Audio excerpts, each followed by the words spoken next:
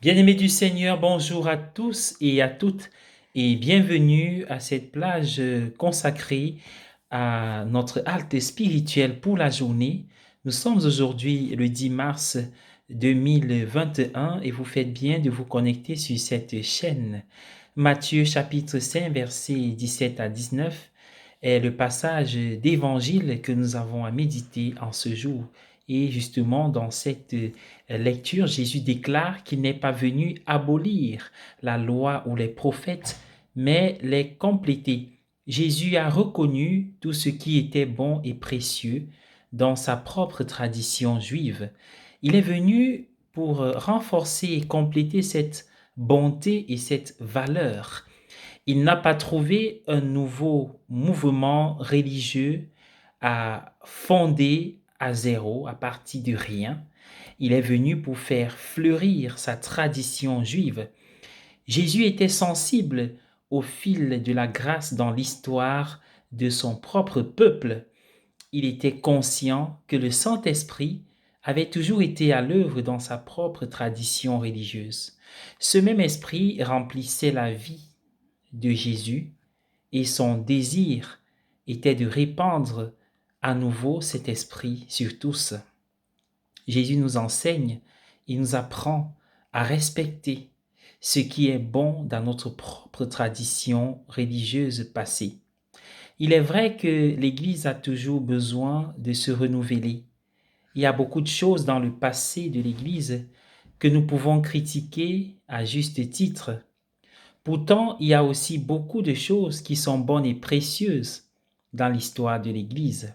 Reconnaissons-le. Au cours de l'histoire de l'Église, la sainteté et le péché se trouvent côte à côte. Ce qui est vrai pour le passé de l'Église est vrai pour le présent de l'Église. La parabole de Jésus sur les mauvaises herbes semées dans un champ de bon blé suggère que, en même temps qu'il y a le bien, il y a aussi le mal. En même temps qu'il y a le bon grain, il y a l'ivraie.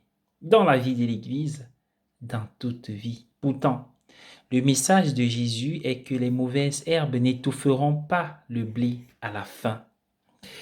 Saint Paul le dit très succinctement lorsqu'il écrit que là où le péché a abondé, la grâce a surabondé. L'esprit qui a rempli la vie de Jésus est à l'œuvre dans l'Église aujourd'hui et dans nos propres vies en tant que membres de cette Église. Notre vocation est de permettre à l'Esprit de nous guider, de nous façonner, de nous éclairer, afin que tout ce qui est bon et précieux dans la tradition de notre Église puisse être mené à bien en notre temps et en notre lieu. Et cela passe par nous. Bien-aimés dans le Seigneur, je vous invite à méditer avec moi et à prier la 13e station. Au nom du Père et du Fils et du Saint-Esprit. Amen. Ô Seigneur, dont le côté percé par la lance laissa jaillir de l'eau et du sang. Aidez-moi à percevoir dans les épreuves les signes subtils de la puissance de l'amour à l'œuvre. Ainsi, ô mon Dieu, je saurai que la vie est autre chose que ce qu'elle nous laisse entrevoir. Jetant sur celle-ci un second regard et y trouvant alors un sens totalement nouveau. Soutenez-moi également, Seigneur, dans l'apprentissage de la vertu d'espérance.